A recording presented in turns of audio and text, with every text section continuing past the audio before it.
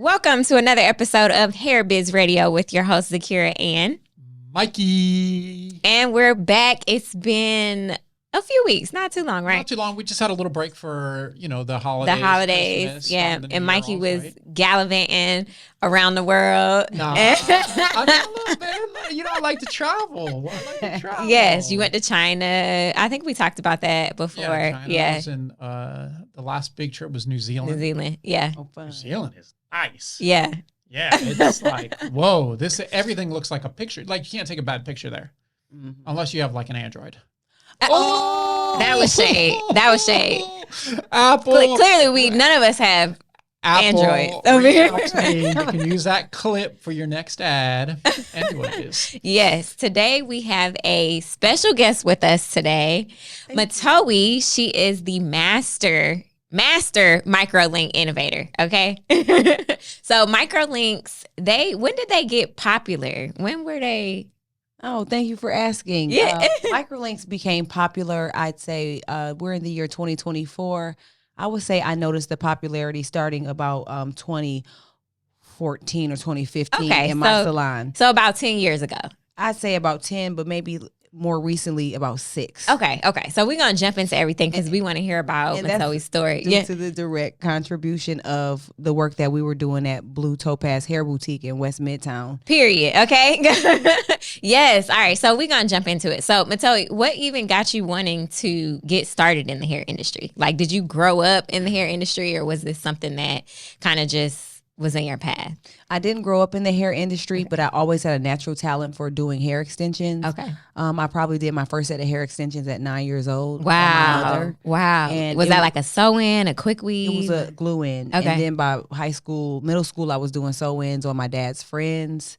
And high school, ponytail sew-ins. And, being from Detroit, I feel like a lot of us just naturally have like this way to primp ourselves. Yes. Initially, and then it just kind of grows into a career. Yeah, Detroit girls are different. Okay, my best friend is from Detroit too, so it's definitely a thing. How long have you been here from Detroit? I've been here about 22 years. Okay. Yeah, so with being 9 years old, with combs and weave and all that, how were people receptive to you as a child doing their hair as adults? Was it anything that you had to get over or?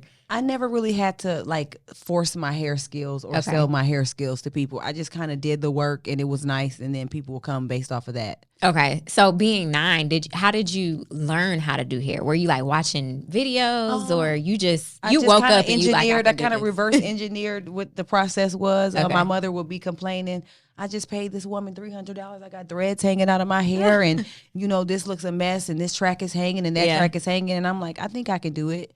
I think I could do that. I was that kid that just always felt so capable. I can iron, I can do whatever. And so you've always had confidence. Yeah, I just always wanted to acquire skills and learn how to do things like lifestyle skills. I love that. It's funny because we've interviewed a lot of people in the industry, obviously, we've been doing this for 5, 6, what year are we on? Years. I think maybe 6. Since 2017. We're at year 6 or 7 of the podcast.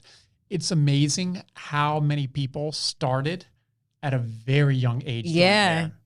It's just really something, and it just kind of caught with them. And I think they would go through school and they're getting taught this other stuff, but they're still like, hair's my passion. That's what I'm going with. And what I love, what makes it so different about your story and unique is that you didn't come from the hair industry. You literally created and crafted this skill that is okay, I'm gonna do this. I can do this. Yeah. Yeah, I love that. So growing up, what was your path? Did you try something else? Did you go to college, come back to hair, or have you always been hair? My path was, initially I wanted to go to broadcasting school. So I was in Michigan in a broadcasting school, Specs Howard. And I just decided to move to Atlanta. I came here, visited one weekend, just fell in love with everything Atlanta, and I just wanted to be here. So I left broadcasting school. I moved to Atlanta, and I went to school at Atlanta Tech after being here for a few years. Okay. I went on the Georgia Hope Scholarship at Atlanta Tech. Yes. No debt, for education. No student loans. No student loans. Thank God for that. And I just basically, everything started to grow from there for me. My careers when I first moved here was in retail, and I booked shows for a talent agency, like comedians, rappers, singers. And pretty much throughout all of those positions, I always did hair as supplemental income. I always did a really nice sew-in, real flat. I was like, yeah. Yeah, and that grew the hair out really well, didn't shift, after a few weeks. And so a lot of people just start to tell their friends and their friends about that. And I said, I'm going to hair school. That's when I went to Atlanta Tech. I love it. So that was the turning point for you to go full-time in the hair industry? Yeah. Okay. So when you were in hair school, you were doing hair full-time and going to school? I was doing hair. I was an assistant. Okay. Even though I had skills of my own, and I worked in salons where they didn't want sew-ins and they didn't want weaves, and they felt like weaves was this and weaves was that, and I'm like, but you're doing hair for $50 all day, hair looking short and boring, and I've seen the industry evolve in that way, especially here in Atlanta. A lot of people were not doing sew-ins when I went to Atlanta Tech and went to hair school, so just like seeing the industry evolve. I guess I've been in it long enough to really like see it evolve. I am from Detroit, where Little Willie invented the quick weave. I've seen that evolve, to be braided down and glued across. So it's just really interesting and really nice. I love that. So after hair school, what did you do when you left hair school? I worked at, during hair school, I was an assistant, and I remained an assistant at a few salons, probably Key Lime Pie in the Virginia Highlands and Saya Salon, which was one of the best black salons in Atlanta, maybe even the country at the time. Wow. And I went on to I became a stylist at a salon called Nani. It was in Atlantic Station when Atlantic Station first opened. And that's where I became a stylist. That's where Metowi just got activated and became alive. That's funny you worked at Key Lime Pie, because I remember that place. Remember that? Yeah. I never heard of it. So I definitely remember that place, and I remember how good it smelled in there. Yes. That smell, and it was just very beautiful inside. Like a Veda. Yeah, because Van Michael was down the street. Yep. Okay. And so that part of the Highlands, I don't know where Key Lime ended up moving to. Well, they didn't move. It's a framing store and a cigar, like maybe a smoke shop there now, but it was such a culture. It held that block down between them and Van Michael. They held that block down. And the owner at the time was like the North American educator for Aveda. So I learned so much from her, things that I still use to this day. And that's interesting, because a lot of people now get out of hair school and they're like, boom, instant I'm a stylist. suite. Yeah. What is that process like, spending some time working as an assistant? Because now with social media, no one can be an assistant. Right. Everyone wants to own. You're always an expert. First. So what was that like, being an assistant and actually going through that learning process? I was really excited to be an assistant, because I knew that I was learning different skill sets from a lot of different stylists. And I knew that when it was my turn to apply those skills, exactly how I would apply those skills. I love what I already knew. And it was so interesting. I had a friend back home in Detroit, and a lot of people in Detroit, they do hair, but they don't have their license. And I'm like, how is this possible that you guys just set up shops and own things and you don't have a cosmetology license? And I called back home and told one of my friends, I'm an assistant, and I work at the salon. And she's like, you were an assistant. I got an assistant. Wow. And I said, I realize the value of what I'm learning. Yeah. And so, you got to still sharpen steel. So you got to learn from other people to be a master at something. Either you got to do it about 500 times or 10,000 hours, or you have to work under somebody who is a master. And that's what these young people don't understand. They don't have mentors. And when you don't have mentors, you don't have anything. Who are you patterning yourself after? Is there anything that you could speak to talking to someone now, maybe in this Gen Z or millennials that are coming up now that are very impacted by social media, and they want to be it? Like, I'm me. I need an assistant. I'm going to get an assistant. But you were saying that you didn't care about being an assistant. Like, you weren't like, I need to own this now. I need to skip these steps and do this. Can you speak to even how it may have built your confidence or built your work ethic or skills, and why it was important for you to not skip that step? Oh, it was important to not skip that step, because the better assistant you are, the better stylist you'll be. The better stylist you are, the better salon owner you could potentially become.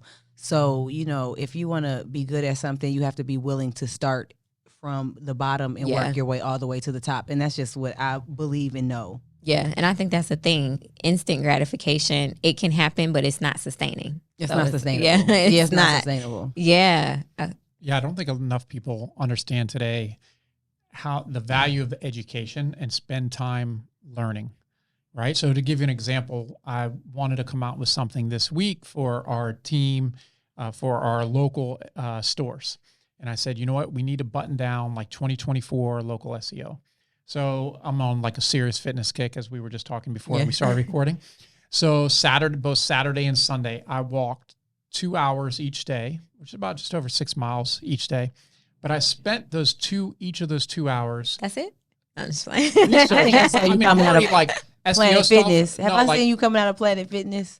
Yeah, before sometimes. The worst, Jim. I'm sorry. But if you need to get it in, it's close. It's close. I don't want to be at Planet Fitness either, but guess what? That Stairmaster is there for me. Yeah, the one right over here. Yeah, the Stairmaster is there for same me. Jim. Yeah, look at that. But I spent 2 hours each day local SEO, kind of buffering my skills. Now I've spent 15 years learning SEO, but I'm still spending this time to master my craft of local SEO, and even did additional research, got a new program, like was doing all this stuff. What's new for 2024?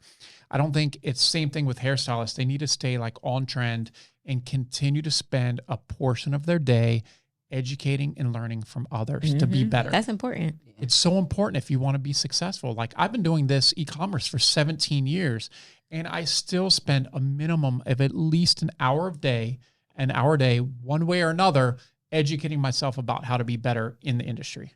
At least. Yeah. And so do a lot of leaders, owners, CEOs, founders, all of those people. They're consistently learning, whether they're in the business, on the business, they're learning. And it's important to continue to learn because every year is different. Like the marketing that we used in early 2000s is completely different or it's evolved from the marketing that we were doing then. It's now. evolved from 5 years ago. Yeah. From last year.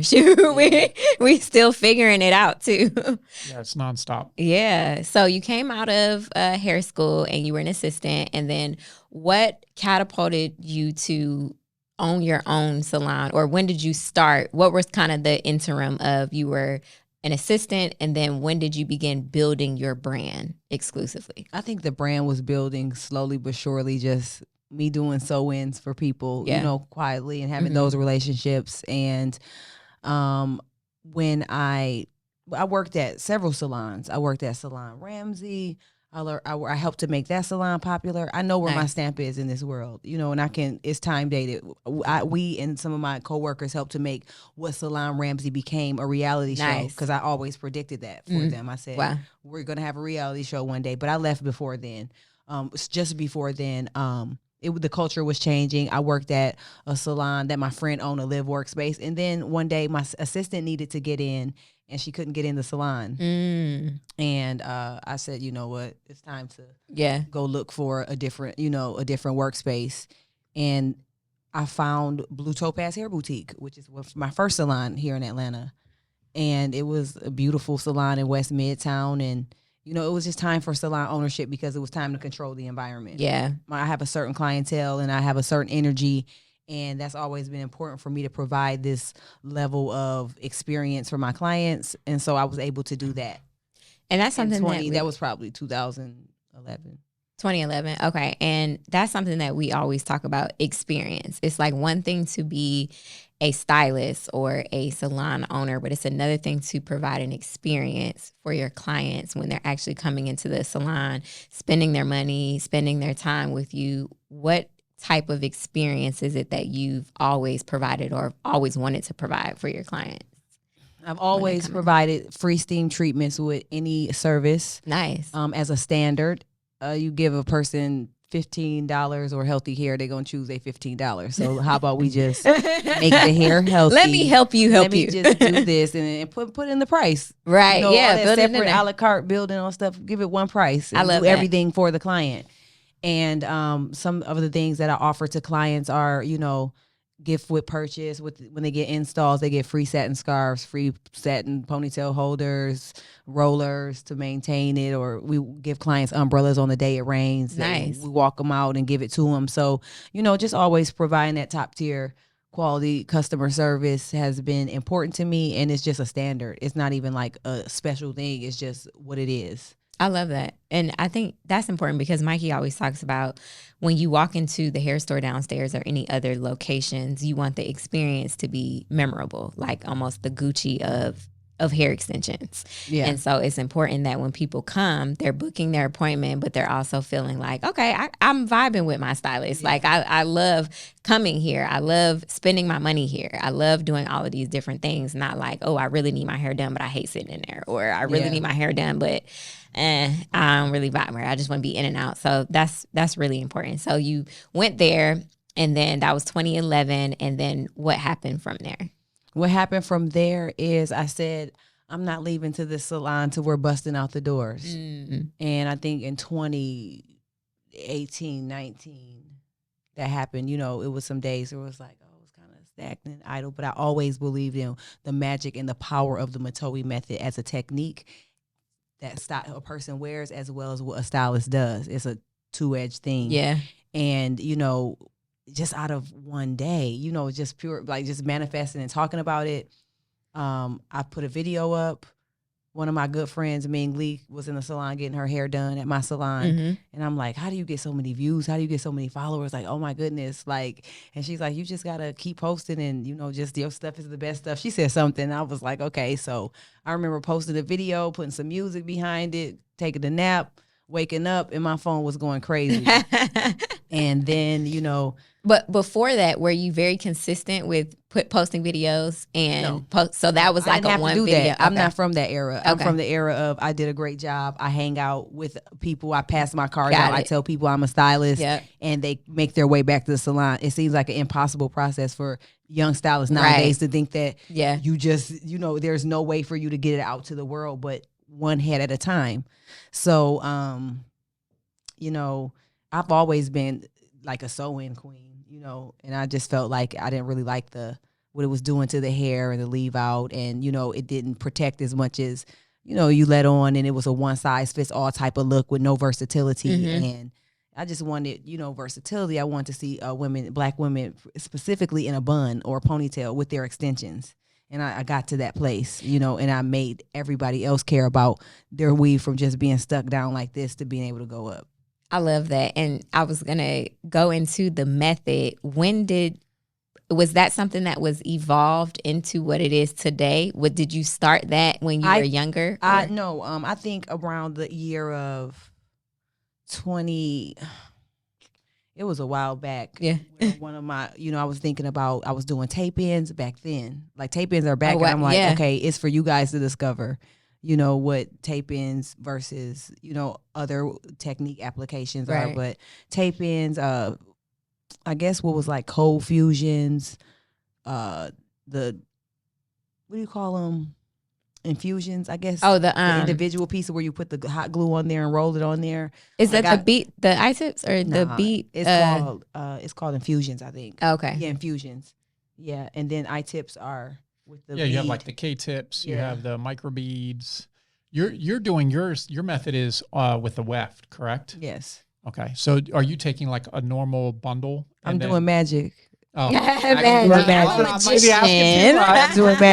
too much. There's actually been a lot of evolution for that as far as manufacturing goes, even for tape-ins that can help with the process to make it very seamless. Yeah, well, when I was doing tape-ins, that was a while back, and there's much more education on how to apply and remove tape-ins or whatever. But just, you know, in comparison to all the other weave techniques, I just felt like it was something missing, and it was. Yeah. And, you know. What do you think stands your method out from everyone else's? What makes it special? It grows the hair. It's easy to put in, easy to take out. The textures match, and it's original. I'm not good at doing a sew-in that the lady Christina invented. I'm good at doing what I created and what I put here. I love it. So people rename it. They call it invisible weft and method and this and that, but it didn't exist until I put it that way at Salon Ramsey. I did that. I did that.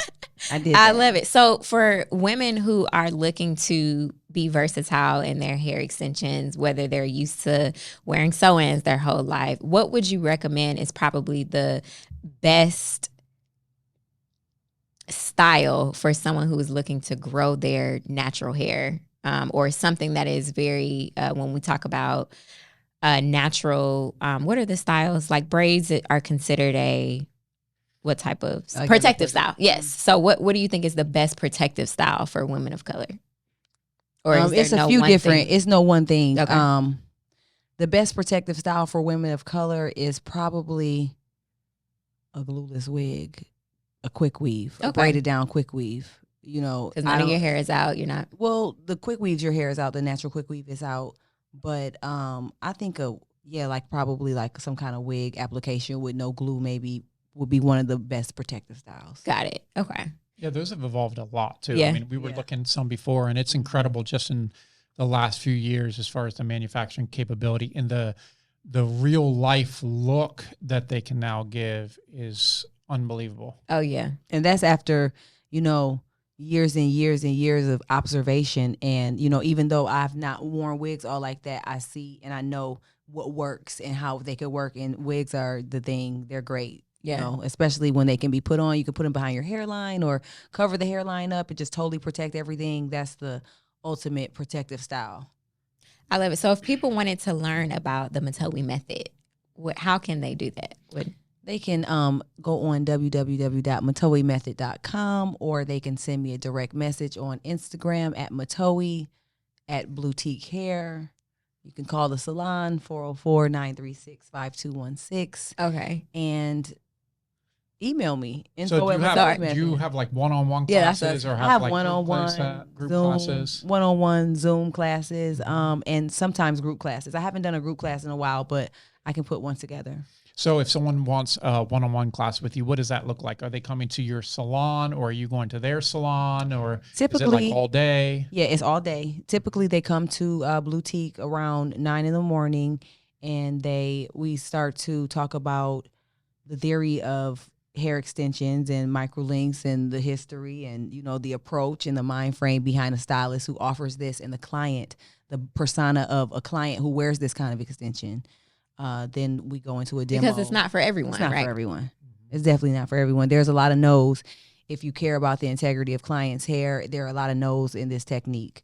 And that's okay, because there are a lot of yeses too. And those yeses, they attract like-minded and similar kind of clients to you. So, you rather say no than to do something that doesn't look great. Right. That somebody's upset about, or it's a one-time. It's a customer, not a client. Absolutely. So what qualifies someone?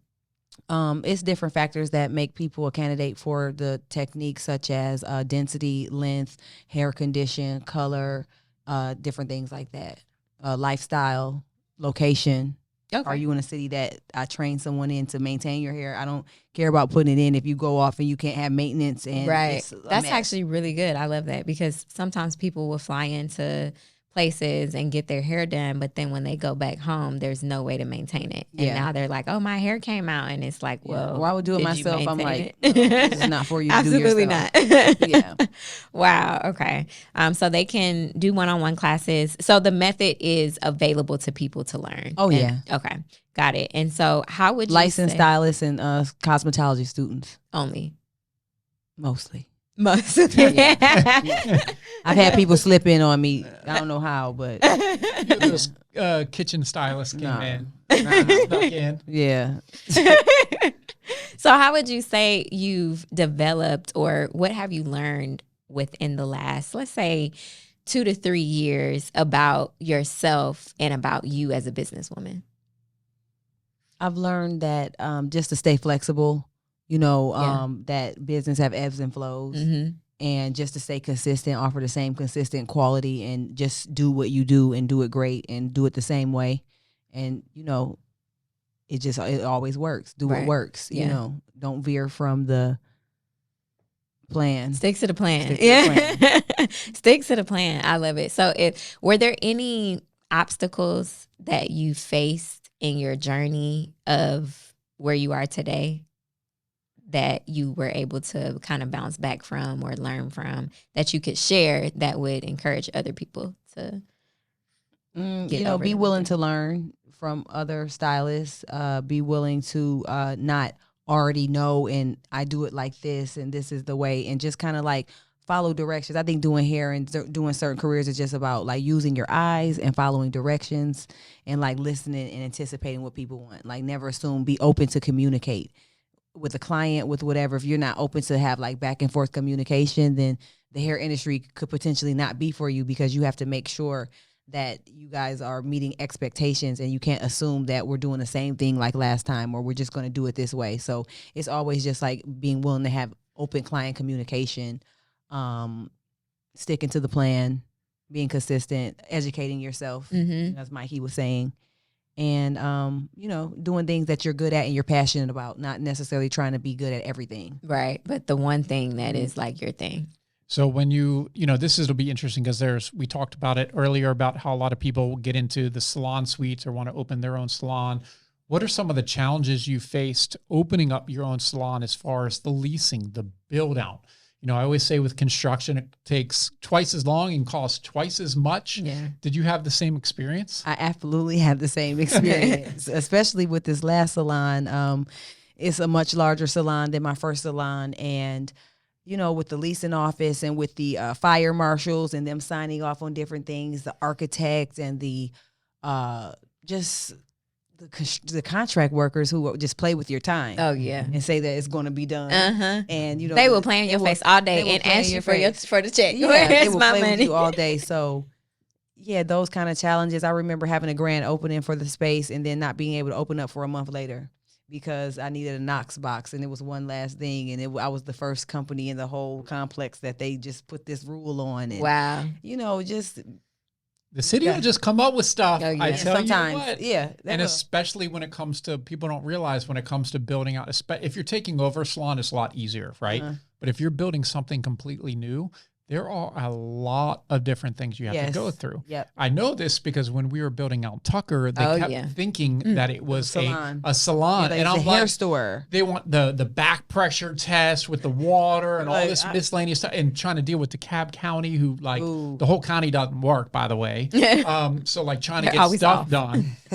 I'm sorry if you work for DeKalb County and shop with private label, but I'm just being honest, and it. County. Right? Like, I'm just saying, like, the amount of stuff you have to go through. And I just kept saying, we don't do hair. We sell hair. Not every place does hair. We're not hairstylists. This is just a store, a showroom. Yeah. And kept being like, look at the photos. And it was just, it was a headache. Lot. It was a lot. Like, people don't realize just getting stuff done and the cost involved with the stuff is just, and I get stuff, we have contractors we worked with for a decade. So, I get stuff done pretty reasonable, but still materials, wait times. It's a lot. Yeah. As soon as you sign the lease or buy a building, the clock's ticking. On. Oh yeah, the pressure is on. You're opening late and you're paying rent. That's painful. Yeah. It is painful. Oh, yeah, it's painful. I stayed in the house and I cried for a week. Yeah. I had a whole party saying I'm opening up, and I'm not even opening up for another 3 weeks, almost a month. Yeah. And that was an obstacle. But how did you get through that? We opened the doors and curled their hair when they came on in. There you go. There you go. So I want to talk about building a team. I know that one of the biggest struggles with entrepreneurs, owners, are sustaining a really great team. Have you had any struggles with building a team? And if so, how did you kind of get through that? I've had struggles with building a team, maybe keeping a team at certain times, keeping the team cohesive at different times, but the challenge is staying motivated within yourself to keep your team motivated in that way. So, Yeah, it's always a challenge with building out a team. We're the smallest. We've been in probably 4 or 5 years, and we've really streamlined things because the team was pretty big. You remember we were at like 30 something people, and we were like when we had all the writers and everybody else. Remember? Yep. It was wild how many people we had working for the company to get a lot accomplished. But it is tough, especially when someone has worked with you for a while. And just like, well, we used to do it like this. And I was like, yeah, but we had to make doing it like this. Changes. Yeah. And then just keeping everybody on board with the plan. Because I know you hold your team to a higher level, like standard as far as hairstylists go and the service when people come in. Because actually, I remember before I even knew who you were, I remember like on Instagram, some of your videos would show up in my feed and I would be like, hey, Dallas, this is? Like, oh, yeah, I know who that is. Oh, okay. And it was just interesting because that's how I first found out about you and it might have been one of the videos of you walking out with like an umbrella, okay, with somebody or something. Cause that's something I would do. Cause I appreciate that. Yeah. When I see people coming into the showroom, I'll like run to the door and open it up for them. Just little things people I just don't know if they do anymore. And they're kind of like, wow, why are we doing this? This is like, nobody else does this. Exactly. That's why. So that's why. Exactly. Because no one else does it. What is going to set you apart from everyone else in the industry? Because there are hair salons all over the place. But why would someone choose to come to your salon? And I've been incredibly blessed in my career. I've done some people that they found me in the most organic way, from Lala to Lizzo to Nia Long to Kelly Rowland to Michelle Williams to K. Michelle, just countless, Megan Good, countless names, and, let it be told, I do the same kind of hair all the time and it looks whatever, but it's just it's something so natural that, people can see. And the countless of women that I've done in Atlanta and across the country when I've toured and done hair. So, I really been in it, really been about the craft, really been about the work and the look and the feel and experience, and making sure that people know that this is a real thing. It's not a hype or Instagram thing. This is a lot of years of experience. This is real life. So do you plan on staying behind the chair for a lot longer, or are you transitioning or building something else that? I have a couple things that I'm working on. And no, I don't plan on staying behind the chair forever, but I know that a lot of the relationships that I do have is because of my talent. So I would like to, harness and keep certain relationships and still keep my skills sharp. Yeah. There's not going to be a way, I don't think I can get away from completely touching someone else's hair. Yeah. Yeah.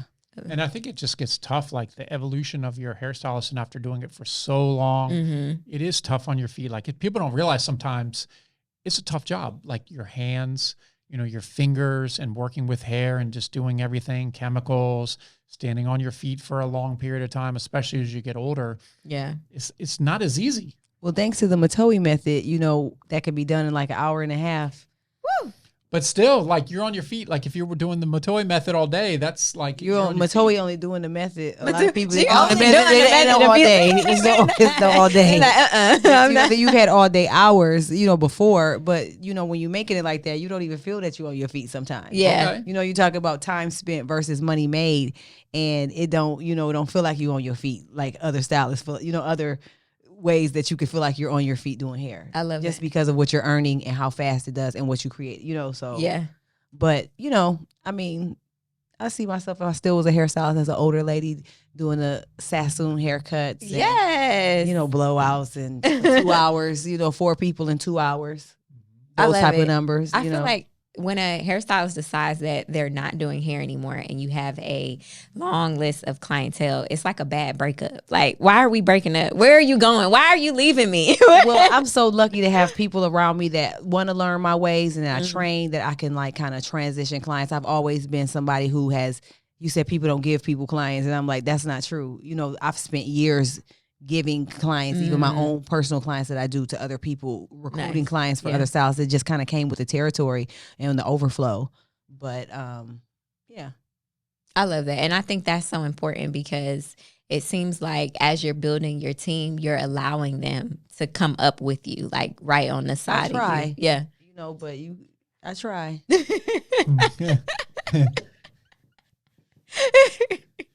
I'm sure there's a story that we're not going to talk about. Right. But it's all good. It's all good. But that's the thing. When you go through business for so long, stuff's just going to come up. Yeah. You're going to have a mixture of personalities. You're going to have a mixture of generations. And it is very challenging. I can say, like, as someone that's had a lot of staff over the years, one of the toughest parts about this business is staff, right? I had a big walkout this year. Y'all say challenges. I didn't want to necessarily reveal it on the first conversation, but I went from having a large team and, feeding everybody clients to a big walkout from managers, and like it was a planned thing. Wow. Yeah. And that was really like new and devastating for me in business. But I realized that you still can keep going. Yeah. Did you learn anything from that? What was was it more of a, okay, I'm upset and angry, or was it, let me find out why or what I learned to watch my business more with me touring and doing a lot of classes and being gone all the time. You know, people still need order in your business, you know, and it's still a culture that made it all work and that has to be implemented. And I'm no slave master or I'm not an unfair person to work for. I know that about myself. Yeah. But people want what you have. Mm-hmm. They want what you have. Yeah. You know, and you know, if a client is only your client while they're in your chair, a stylist only, no one has to work for you or with you or whatever. And people just, after a while, they feel like, you know, it's because of them that they have what they have. And then they realize you were really up under a situation that provided you and afforded you a lot of things. Yeah. So, you know, that was really challenging for me this year. But overall, it just helped me to keep things in perspective and just kind of be about the work. Yeah. As long as the hair looks great and the clients feel great, they'll come back. Yeah, absolutely. There's always someone that wants to learn how to do, you know, there's students in hair school all the time. There are people who are looking to elevate their career, and those are the people who I always seek and find and align with.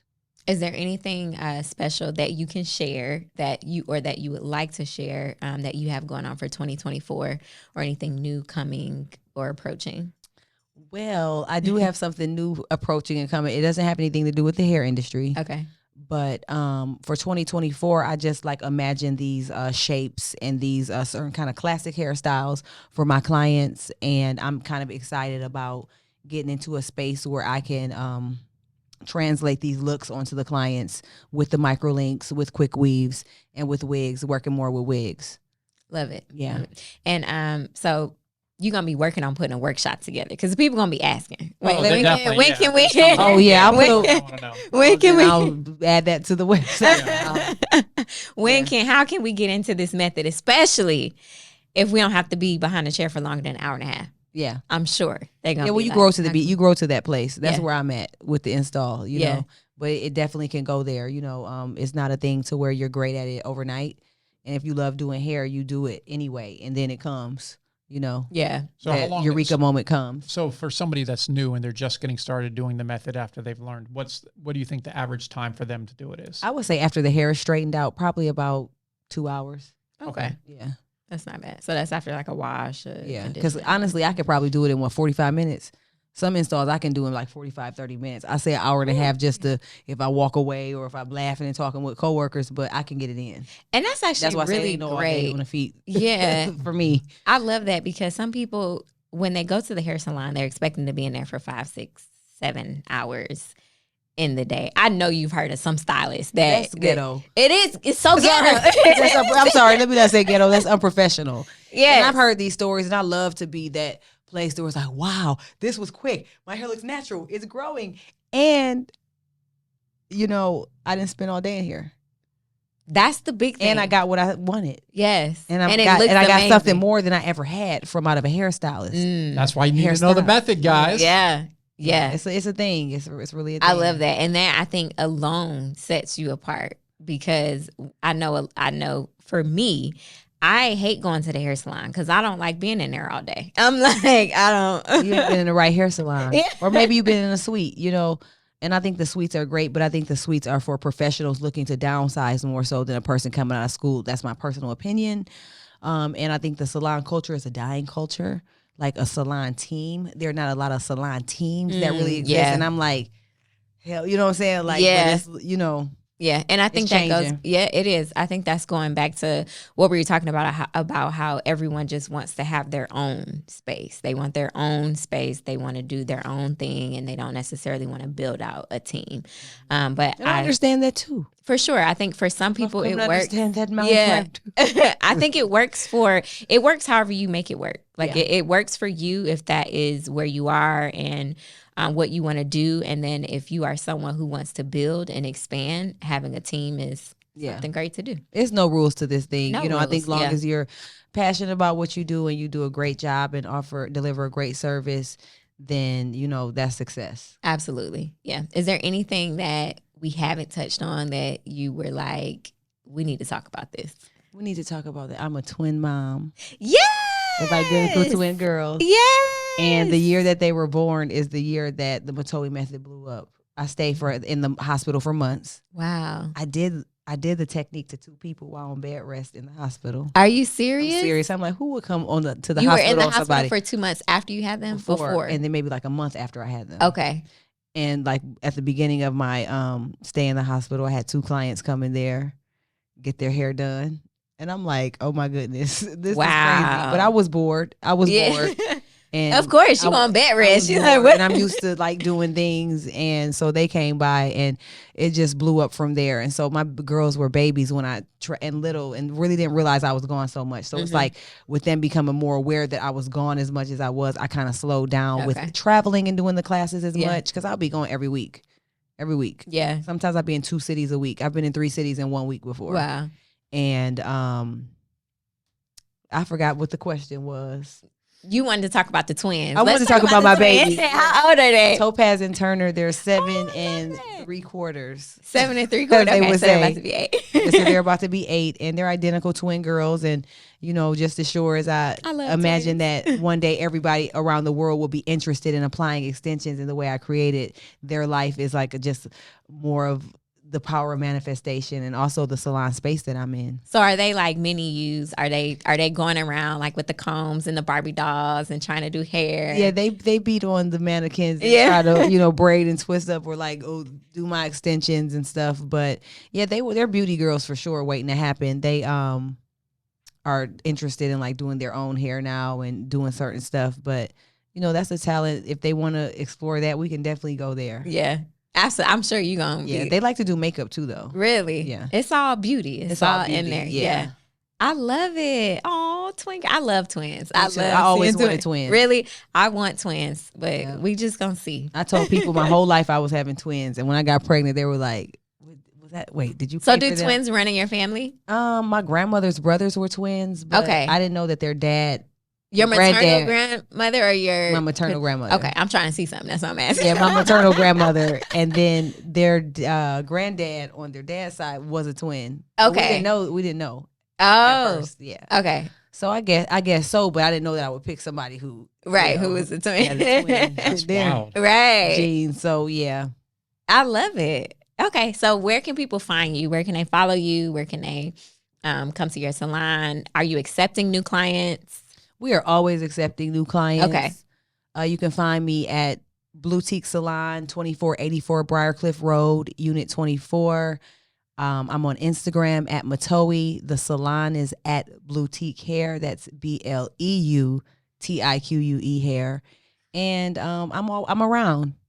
Where's your salon on Briarcliff? I'm trying to think. It's North Jewel Hills and Briarcliff near the Navy Federal Credit Union. Do you know where Elect Core Power Yoga, Italiano, Guitar Center? It's in that same complex with like Starbucks, the waxing and threading place, Moe's, Lash Lounge. That's like Chick-fil-A is over there too, right? It's Chick-fil-A is across the way. It's across the street from there. I cannot be sure where that is. You know where the Navy Federal Credit Union is? No, I used to go over that way all the time, and then I stopped. It's a grocery store called Lidl over there. It used to be Loman's, but you're from where Loman's is. Where Loman's was. I remember Loman's, yeah. So that's where I'm at over there. Yeah, I used to go to Loman's all the time before I built Basics. But we'll talk about that in the next episode. I got my husband some shoes from there. Oh, let's save it for the next episode. Guys. Yeah, we'll talk about it. Yeah, I know that's a great area. Yeah. Yeah, really nice over there. Dope. Yep, I love it. It's been a nice journey over there. Mm-hmm. Yeah. So y'all go check out Metowi. Make sure you log onto her site because she's going to have a workshop coming up. We don't know when, but it's going to be soon. We're in February. We can do it late March. Okay, so make sure you guys be on the lookout for that. If you don't want to be standing up for 5-6 hours doing hair on your clients on one head, yeah, for 5-6 hours on three heads. Yes, make sure you tap into this. Thank you so much. You were an amazing guest. Thank you guys. If you guys are watching on YouTube, make sure just get into the hair, get into the outfit because she's looking amazing. Okay, today. Okay, thank you. Oh my goodness. Absolutely. I knew I was coming here. I wanted to impress you guys. Oh, thank you. Yes, but we appreciate y'all for listening. Make sure you like, comment, subscribe, send us a message and let us know who you want to hear from. We would love your opinion and your input. And thank y'all for rocking with us this long. Thank you. Let's get it in 2024. Let's go. Let's go.